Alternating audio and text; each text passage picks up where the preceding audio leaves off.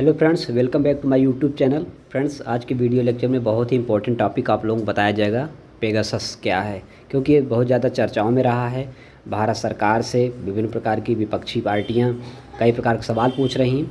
इसका चर्चा में आया, क्यों आया? कई कई प्रकार के राजनेताओं, कई प्रकार के पत्रकारों और नेताओं तथा कुछ मंत्रियों की भी जासूसी की गई है, इस प्रकार से चर्चा में है। हालांकि चर्चा का ये 1 साल पहले भी चर्चा में आया था। कुछ मानवाधिकार कार्यकर्ताओं और राजनेताओं का भी जासूसी की गई था, जिनका उपयोग जासूसी में होती है, इसके लिए किया गया था।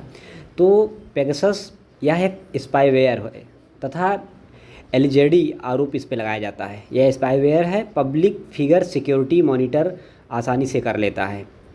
और इसके चर्चा में रहने के कारण भी इसका कई चीज़ है, क्योंकि यह ऐसा डिज़ाइन किया गया है कि it is designed to gain access to devices without the knowledge of the, बिना यूजर के नॉलेज के ही उनकी एक्सेस को चुरा लेता है, उनकी एक्सेसिबिलिटी को इनएक्सेसिव कर देता है।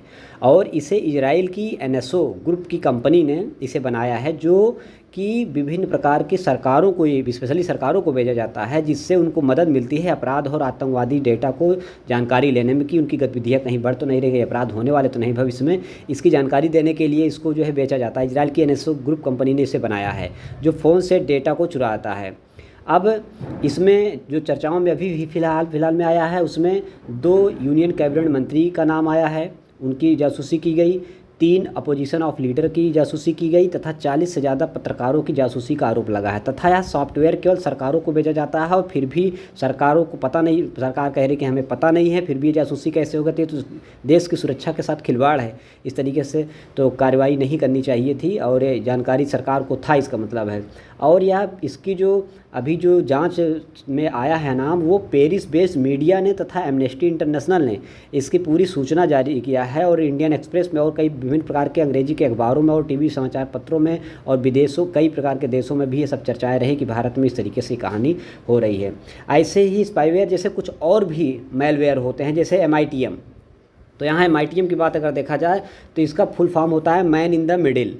तो ये क्या करता है? ईवेज ड्रॉपिंग अटैक, मतलब कि 2 पार्टी के बीच ड्रॉपिंग कर जाता है, उसमें आसानी से सूचना को इधर उधर आदान प्रदान हो जाता है बिना जानकारी के। ये भी एक तरीके का जो है मेलवेयर है।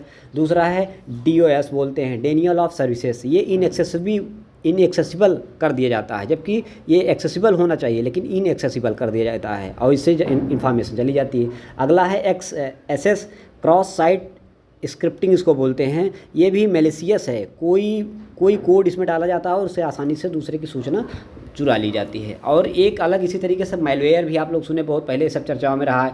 फिशिंग करना भी इसी तरीके की एक घटना है।